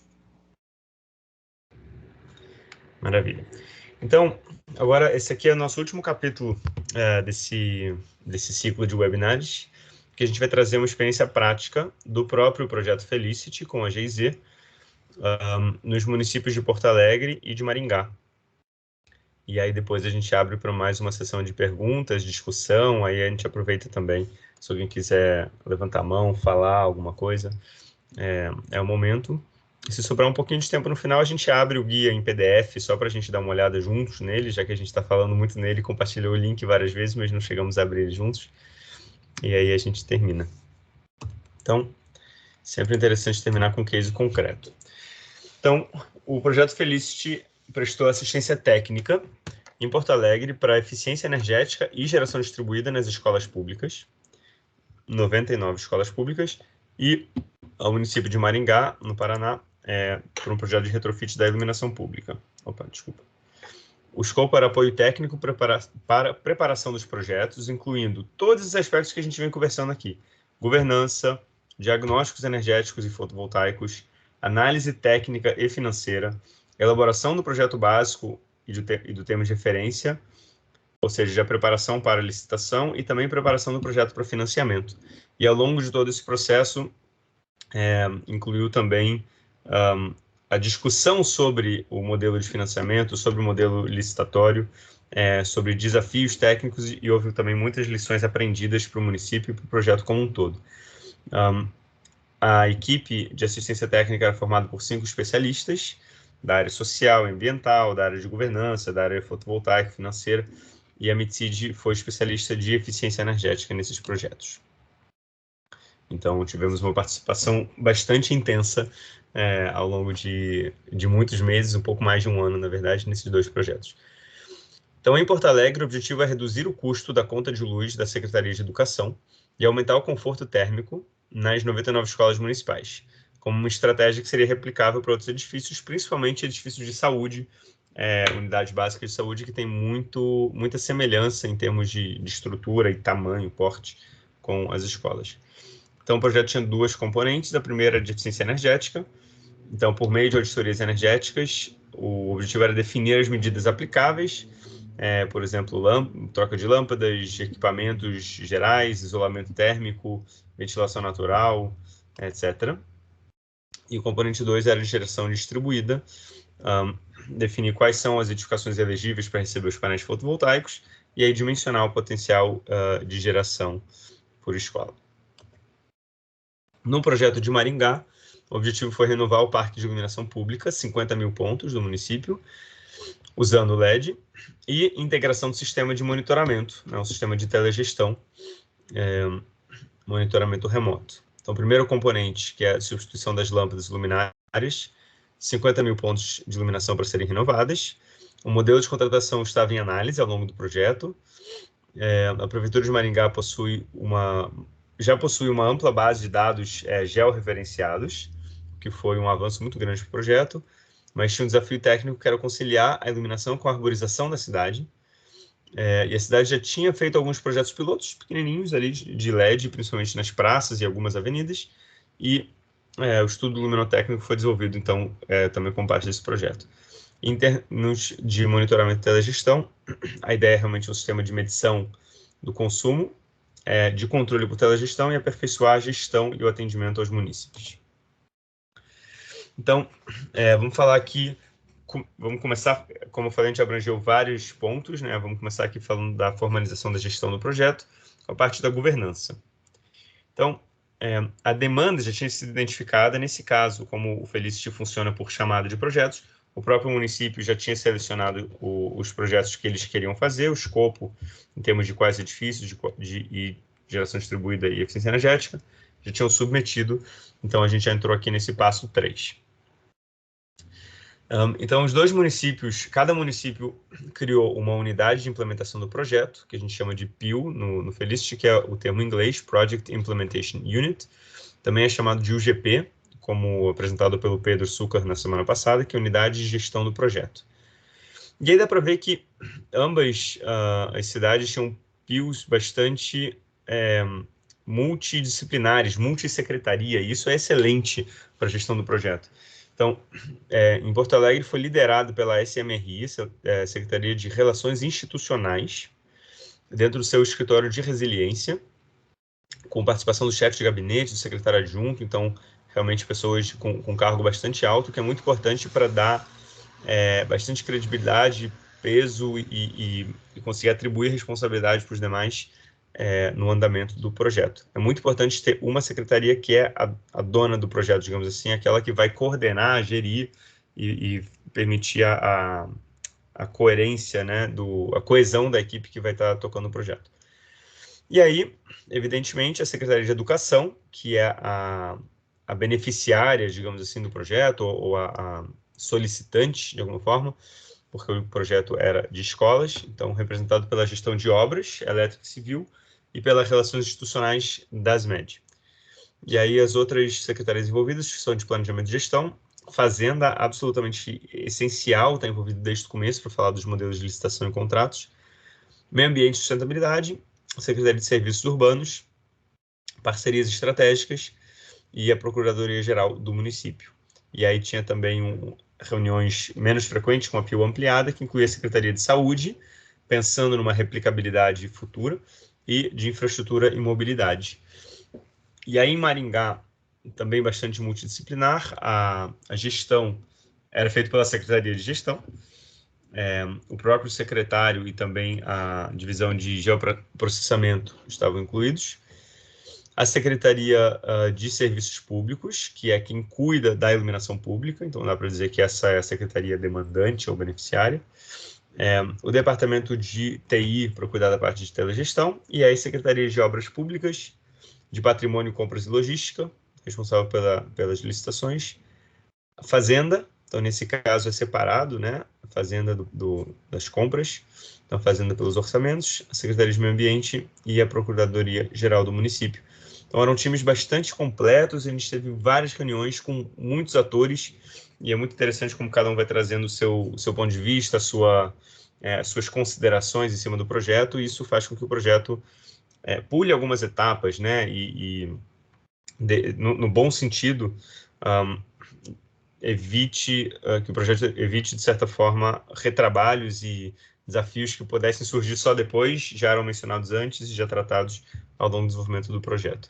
Essa gestão é complexa e é muito importante que exista essa unidade de gestão do projeto, que ela tenha atribuição oficial no projeto, assinado por secretário, que tenha reuniões periódicas definidas, assim como o Pedro Succar apresentou, e que tenha participação tanto de tomadores de decisão, a níveis mais de gestão e secretariado, como também nível técnico, as pessoas que vão ter ali a mão na massa e entendem realmente do detalhamento técnico do projeto. Então, alguns desafios comuns que a gente percebeu nesses projetos e em outros projetos que a gente vem trabalhando, em termos de governança e gestão, é o dinamismo da PIU. Então, muitas pessoas entram e saem porque mudam de cargo na prefeitura ou saem. Então, existe essa alteração de pessoas chaves da liderança do projeto. E aí eu vou juntar isso aqui com a manutenção da prioridade política. Às vezes acontecem em outros pontos ali, outras situações não previstas que fazem com que o projeto tinha uma prioridade muito grande diminui em prioridade. Pessoas chaves que estavam envolvidas acabam se envolvendo em outros assuntos da prefeitura e isso pode causar uma chacoalhada ali, um desafio para a manutenção aí da unidade de gestão. Garantia de inclusão de todas as pessoas envolvidas, então, como que a gente consegue engajar e manter todas as pessoas da PIU ou da UGP de fato envolvidas no projeto, e a repartição de responsabilidade entre os membros de secretarias. Nem sempre ela é tão clara. Quem vai escrever o termo de referência? É o líder ou é a secretaria demandante? Quem vai organizar as visitas técnicas, questões logísticas? Então, tudo isso tem que ser muito bem pensado para garantir que o projeto flua da melhor forma possível. E, finalmente, descobrir quem possui quais informações. O projeto começa com um levantamento de dados em relação aos edifícios. Então, muitas vezes tem uma secretaria que tem os dados de endereço e características físicas, outra secretaria tem os dados de consumo energético, ainda outra tem os dados de número de alunos, número de habitantes ou metragem quadrada. Então, realmente descobrir quem tem quais informações e conseguir juntar esses dados é chave no projeto. Só vou fechar minha porta um minutinho, desculpa.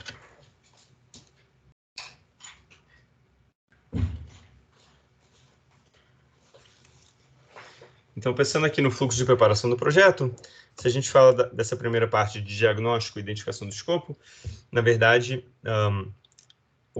já tinha sido definido, né, qual que é o escopo geral do projeto, mas aí os diagnósticos energéticos serão essenciais para conseguir levantar tanto o potencial fotovoltaico das escolas, o que foi feito de forma remota através do Google Earth, para trazer uma primeira estimativa, quanto as medidas de eficiência energética que seriam implementadas nas escolas e os custos, a descrição, a especificação técnica dos equipamentos, as economias que seriam atingidas, estimativa. Então, essas auditorias eram obrigatórias para a execução do projeto, por dois motivos. Primeiro, para elaborar o termo de referência, a gente precisa realmente ter a listagem completa dos equipamentos que vão ser instalados. E segundo, que o projeto buscava um financiamento através do Banco Europeu de Investimento, o BEI, que exige, através da norma europeia de diagnósticos, que as auditorias sejam feitas escola por escola. Então, não podia ser feita uma amostragem, uma aproximação, né? Então, às vezes, quando a gente está fazendo realmente o levantamento inicial, uma aproximação, uma amostragem é suficiente para nos dar uma ordem de grandeza e tomar decisões estratégicas sobre o projeto. Mas já para preparar o termo de referência tem que ser uma por uma. Em seguida, foram feitas muitas capacitações à equipe local e muitas discussões técnicas ao longo do projeto. Quais medidas seriam implementadas? Quais critérios seriam usados para determinar as escolas que teriam placas fotovoltaicas? Por exemplo, escolas com uma cobertura de árvores não seriam interessantes, mas aí como comunicar essas decisões para as escolas? Como é que você chega para uma escola e fala, você não vai receber placa, e a outra vai?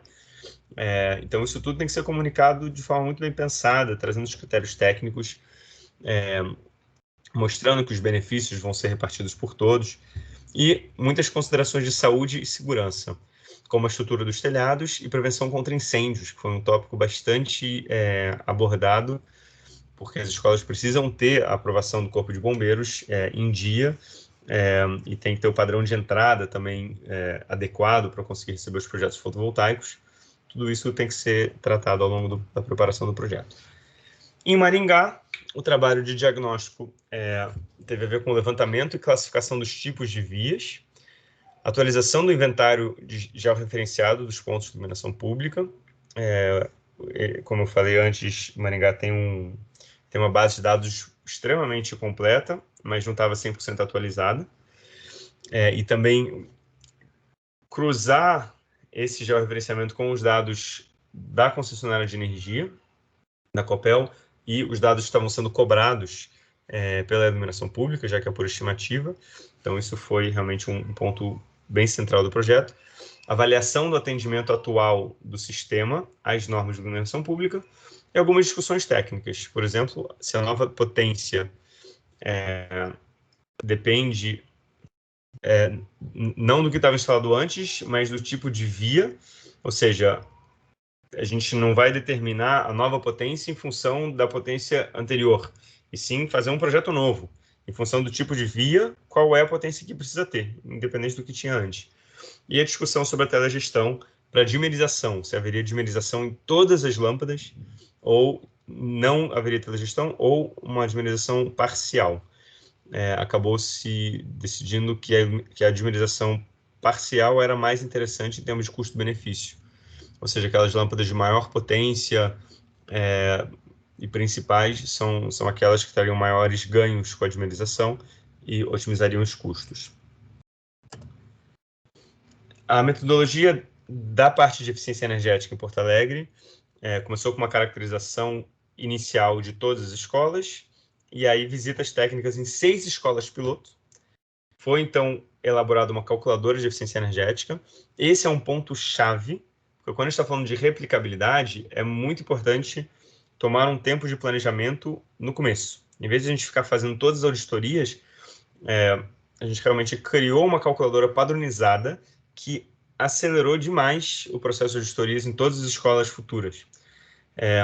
E aí, em seguida, a gente treinou os servidores públicos em auditorias, em coletas de dados para as auditorias. Então, teve um treinamento, e depois o treinamento foi ampliado para outras pessoas. O município chegou a fazer uma parceria com uma ONG local, Engenheiros Sem Fronteiras, E aí as auditorias foram feitas, na verdade, em 91 das 99 escolas, o que foi um sucesso absoluto.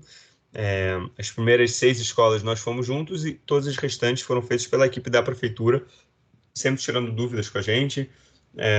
E aí, a partir disso, nós inserimos todos os dados coletados nas auditorias na nossa calculadora e assim foram gerados os resultados finais de custos e economias que deram insumo para o termo de referência. E, em paralelo com todo esse trabalho, aqui a gente está falando de troca de equipamento, mas em paralelo com tudo isso tem conscientização, tem toda a parte de operação e gestão eficiente que foi abordado, incluindo um evento com todos os diretores das escolas, para como usar os equipamentos e como usar a energia de uma forma mais interessante. Então, como eu falei aqui, em maio de 2019 tiveram as 6 escolas piloto representativas, em julho treinamento para 15 pessoas, teórico e prático, né? A gente foi nas escolas no treinamento. Entre setembro e novembro, demorou um pouco para mobilizar as equipes, né? Por ser uma atividade nova, mas aí em 2, 3 meses foram feitas 74 auditorias, então isso aí foi realmente uma mobilização exemplar, assim, da prefeitura. Coleta de dados em campo pela equipe e os cálculos de engenharia por nós, pela consultoria do Felicity. E aí, já em 2020, fevereiro e março, foram mais 17 auditorias.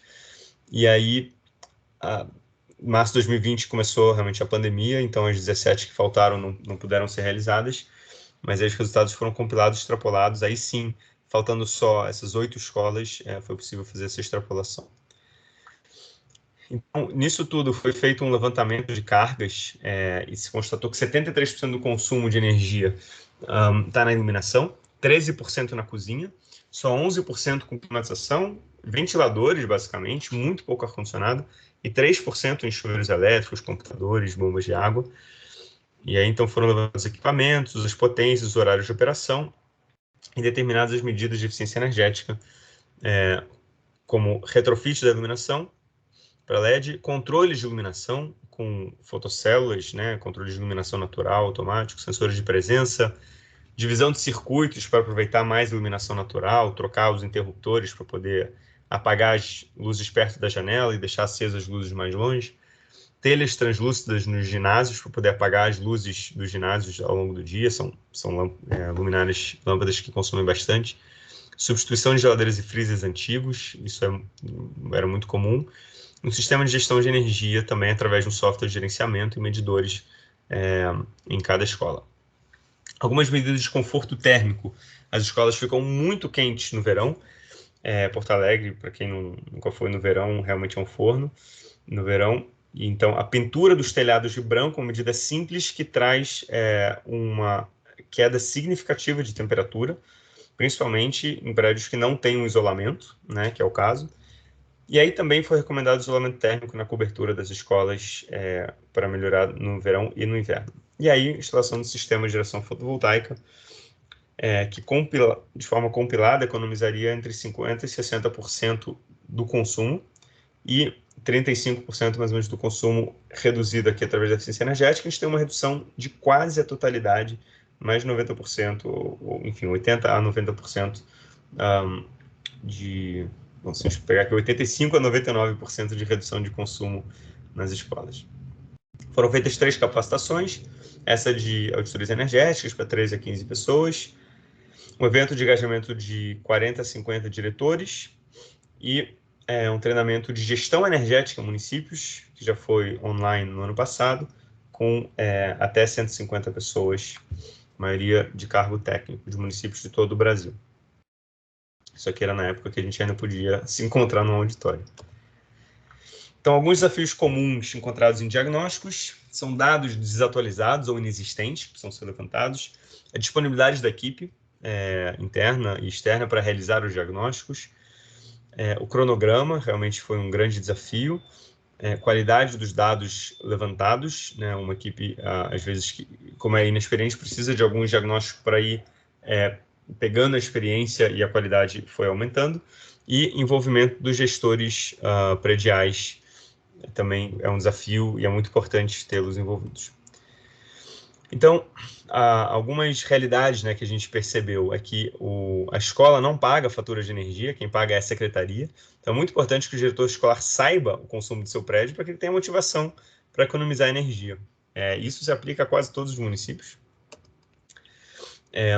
E aí, se o diretor não paga a energia, por que ele vai querer colocar uma geladeira um pouco mais cara e mais eficiente, né? Ou comprar uma lâmpada um pouco mais cara e mais eficiente, se o budget é dele, mas a economia não é. Então, foram estudadas junto com a prefeitura algumas alternativas, em que, por exemplo, as economias obtidas são investidas de volta nas escolas, em equipamentos, manutenção, etc. Né? Então, isso aqui exige que as medidas sejam mensuradas, as economias. E uma segunda alternativa é aumentar o budget para as escolas através de um indicador que define o quanto cada uma deveria consumir de energia. E aí as próprias escolas recebem esse orçamento e pagam as próprias faturas. Então, as economias alcançadas ficam com a própria escola e os gastos a mais também devem ser arcados pela escola. Dessa forma, ela tem um incentivo muito direto para conseguir reduzir o seu consumo. Isso diminui o gasto público. Então, aí chegando já na parte final, financeiro, contratual e de licitações, teve muitas discussões. Então, em Porto Alegre, acabou sendo definido o pregão eletrônico, chegou a ser discutida o PPP, que acaba sendo uma definição mais política. A RDC foi descartado por trazer muitas incertezas, o que eu mencionei no começo do dia de hoje. E aí o pregão, muitas perguntas sobre como garantir a qualidade, como garantir que o projeto vai atingir as economias. Então, o estudo a gente falou hoje mais cedo. Foram discussões concretas ali e o termo de referência proposto realmente tinha critérios de economia e de qualidade ali embutidos. E aí, em Maringá, foi optada por uma licitação pública internacional. O PPP foi descartado com base em experiências anteriores, mas depois foi reconsiderado. Então, de novo, é uma decisão que tem um aspecto político muito forte. Também foi considerado fazer um BOT dentro do PPP. E algumas premissas: quem fará a operação e manutenção do parque de iluminação pública? Nesse caso, o município queria fazer a OIM internamente, mas aí, será que durante um ano deveria ser a empresa contratada? E aí, então, essas discussões foram uma parte importante do processo. E aí, finalmente, a parte de acompanhamento da execução, foram criados indicadores de desempenho e propostas metas para esses indicadores. Consumo de eletricidade por escola por ano e por estudante por ano. Então, foi levantada essa linha de base e foi criada aqui uma meta de redução com base nas estimativas realizadas. Número de escolas no qual mais de 75% do total de lâmpadas são LED, não tinha nenhuma, a meta era todas, quase todas. E número de escolas em que toda a refrigeração possui etiqueta nível A. No começo, não tinha nenhuma escola em que todas as geladeiras eram nível A, e o objetivo era chegar ali em 2/3 das escolas, mais ou menos. Maringá também alguns indicadores de consumo de eletricidade, economia de energia, emissões de gases de efeito estufa, indicador ambiental, pontos de iluminação com telegestão, então aqui a diminização parcial, né, 7.000 das 50.000, e a taxa de lâmpadas usadas destinadas ao descarte adequado, um indicador que precisa atingir 100%. E é importante pensar nos ganhos educacionais, por exemplo. Um projeto em escolas tem um potencial gigante para ampliar o alcance do projeto por meio da educação, para os pais, dos alunos, para a sociedade de forma geral. Um programa para ensinar os conceitos de eficiência energética e energia solar na prática pode ser criado, ensinando os conceitos básicos aos moradores. E aí esse conhecimento realmente é multidisciplinar, pode ser relacionado a muitas disciplinas diferentes da escola, e o ensinamento pode ser feito de uma forma com um projeto pedagógico, então envolvendo as equipes pedagógicas, muito lúdico e prático, visitando as usinas fotovoltaicas, vendo os equipamentos, isso com auxílio de uma empresa especializada em pedagogia, e o projeto realmente tem alcance para chegar até as famílias. Então, isso acho que é uma boa forma de amarrar o que a gente vem falando nos últimos dias, que a gente está falando de algo muito maior do que economias financeiras, que são uma parte muito importante, mas esses projetos de eficiência energética e geração distribuída são assim, muito claramente um caminho do presente e do futuro, e e trazem benefícios para toda a população, não só para o meio ambiente, mas em termos de geração de empregos, em termos de inovação, mantendo os municípios na vanguarda. Então, eu queria terminar parabenizando todos que estão aqui participando desse evento, por entenderem a importância desses assuntos. Eu vou passar de volta a palavra agora para a Rosane, para a gente abrir para uma última sessão de dúvidas e discussões. Muito obrigado. Perfeito.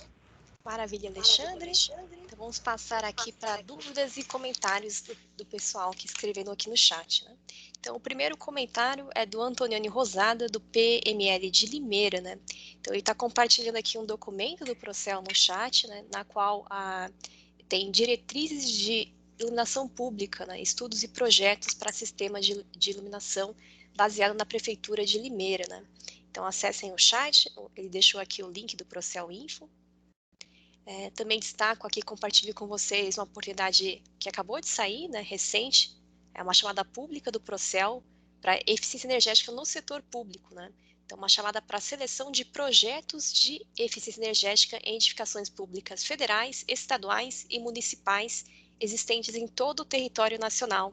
Então, vale a pena aí vocês acessarem a página da Eletrobras, que eu coloquei aqui no chat o link, para vocês verem os requisitos, prazos, entre outros, né? Então, já falando aí de eficiência energética e geração distribuída, né? Mas esse no caso de eficiência energética.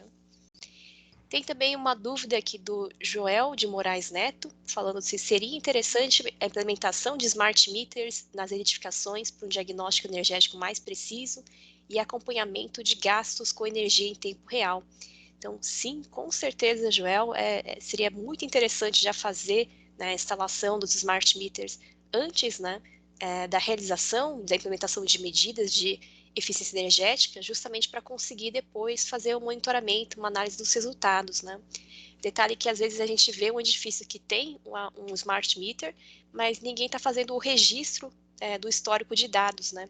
Então, às vezes, aí, mesmo tendo smart meter, precisa se atentar a esse detalhe, se está fazendo um registro, né, dos dados anuais, se vai ter um histórico salvo para depois eu poder usar para fazer essa comparação, né? Medição antes e medição depois da implementação, né? Então, super Não importante. apenas o registro, mas analisar os dados e realmente usar eles, né, de forma a melhorar um processo. Com certeza.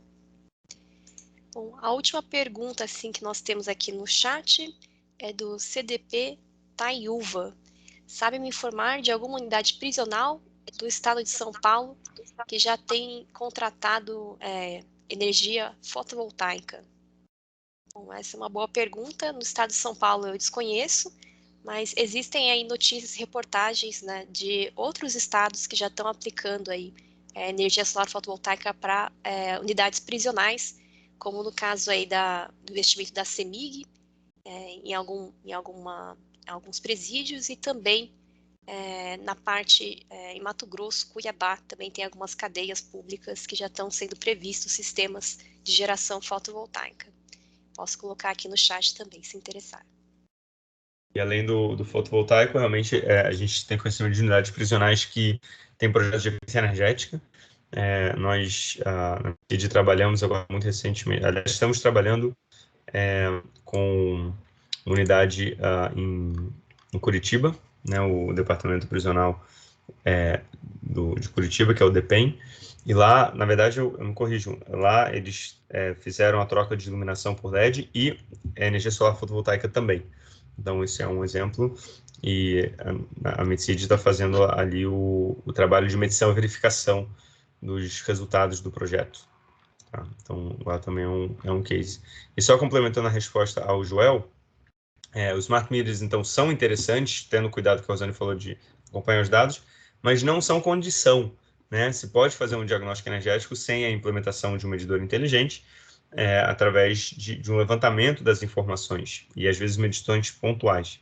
Então, isso é importante também, porque às vezes a gente coloca um empecilho, mas precisa pagar um medidor inteligente para eu conseguir começar a fazer um diagnóstico. Pelo contrário, já dá para fazer um diagnóstico sem isso, e uma das medidas encontradas pode ser a implementação dos medidores inteligentes no futuro, e já prever um budget para isso no futuro. Então, não é uma condição, não. É interessante porque aumenta a quantidade de dados disponíveis.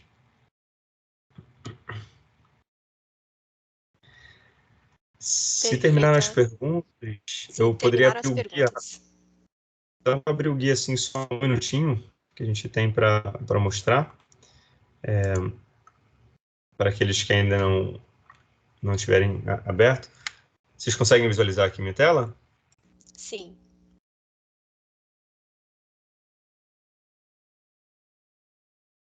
Ótimo. Então, esse aqui é a cara, né, do guia. E aqui, basicamente, tudo que a gente falou aqui está organizado de alguma forma no guia. Então, começa com a identificação da demanda, articulação com os instrumentos legais, formalização da gestão do projeto, avaliação dos aspectos financeiros contratuais, e o que a gente falou hoje, a viabilização da licitação, acompanhamento da execução do projeto, o monitoramento e apresentação de impactos, né? Então, alguns estudos de sucesso. E aí vocês conseguem perceber que ele é bastante visual, bastante fácil de ler, né? Teve um trabalho de diagramação muito interessante. Eu queria mostrar aqui, às vezes nos cantinhos, tem, como eu comentei, alguns links externos, sempre em formato clicável, que permitem encontrar informações adicionais, né? Então, enfim, bastante visual aqui para quem ainda não teve a chance de abrir. Isso aqui é um tutorial bem completo de como fazer uma avaliação remota do fotovoltaico, que o Fabiano Gasparini comentou com a gente, arcabouço legal. Então, quem não teve ainda a chance de olhar, tudo que a gente explicou aqui nos webinars, tudo está em muito mais detalhe e muito mais informações aqui dentro do guia, e esperamos muito que isso ajude vocês nos seus projetos. Usem, divulguem, que a gente acredita, aqui a parte financeira, né? A gente acredita que isso pode ser de grande valia aí para os municípios do nosso país. No final também tem alguns formulários, alguns anexos que ajudam na prática, né? E outras referências. Estou indo de trás para frente agora. Então, aqui mais um link. Então era isso, só para não tomar tempo, mas só para não deixar de abrir o guia pelo menos uma vez aqui ao longo dos webinars. Então passo a palavra de volta para a Yara. Muito obrigada, Alexandre. Bom, antes de tudo, eu queria agradecer a todas e todos que participaram desse dia de webinar, dos outros. Nós esperamos que o conteúdo compartilhado tenha sido de valia, seja de importância para a realização de novos projetos, para o compartilhamento desse conteúdo, né? E também gostaria de informar para todas que eu vou compartilhar em seguida um e-mail com os PDFs compartilhados ao longo de todos os dias, para facilitar aquelas que perderam, porventura, os dos outros dias. Compartilharemos na semana que vem as gravações da nossa reunião, para aquelas que gostarem de compartilhar isso com outras pessoas que podem se interessar. E também as que participaram, compartilharemos o certificado de participação na semana seguinte. Caso alguém tenha perdido a oportunidade de preencher o formulário de avaliação hoje durante a reunião, vou compartilhar também no e-mail em seguida o link de acesso. O link estará disponível ao longo da tarde para aquelas que puderem responder. É importante a opinião de vocês para que a gente possa seguir melhorando as nossas capacitações. Espero que vocês tenham aproveitado os conteúdos e que sigam bem, em saúde, e que nós possamos nos encontrar em breve em outras oportunidades, capacitações e para novos aprendizados. Agradeço a todos os feedbacks positivos, compartilhados também pelo e-mail, agora no chat. E para encerrar, gostaria de agradecer à Secretaria de Infraestrutura e Meio Ambiente de São Paulo, nossa parceira na implementação do projeto, ao Cantarani, que tem estado presente todos os dias e que está representando acima, que foi parceiro na realização desse evento, também ao Banco de Desenvolvimento de Minas Gerais, nosso outro parceiro na realização do projeto, ao Daniel Lage, que esteve aqui com a gente também. E é isso, seguimos em contato. Muito obrigada a todos e todas. Muito obrigado. E também agradecer à equipe da MidCity, que realizou com excelência esse evento. Todos os webinars foram muito bons. Muito obrigada pelos conteúdos e tudo. Nós que agradecemos, Yara, mais uma vez pela GIZ, pela parceria, pela oportunidade e por promover esses projetos que são tão importantes para o país. e agradecer mais uma vez a todos pela presença, pela participação, pelas perguntas. E é muito bom estar aqui com vocês. Muito obrigado.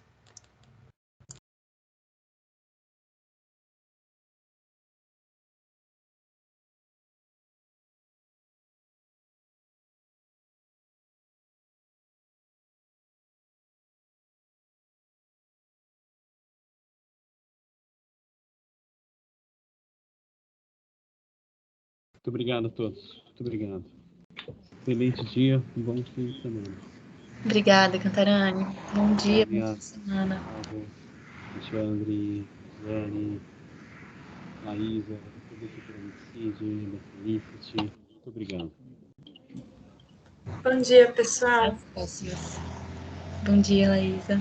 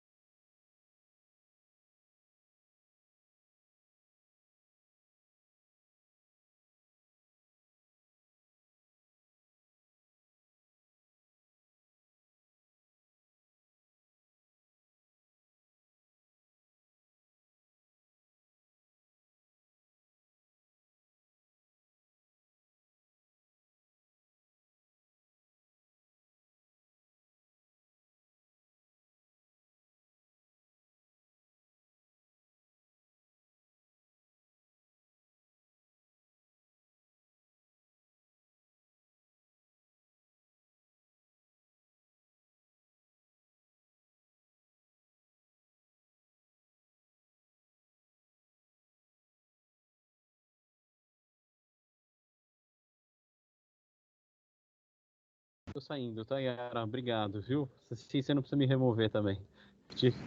Me tira esse trabalho. Obrigada, Cantarani. Até a próxima. Obrigado.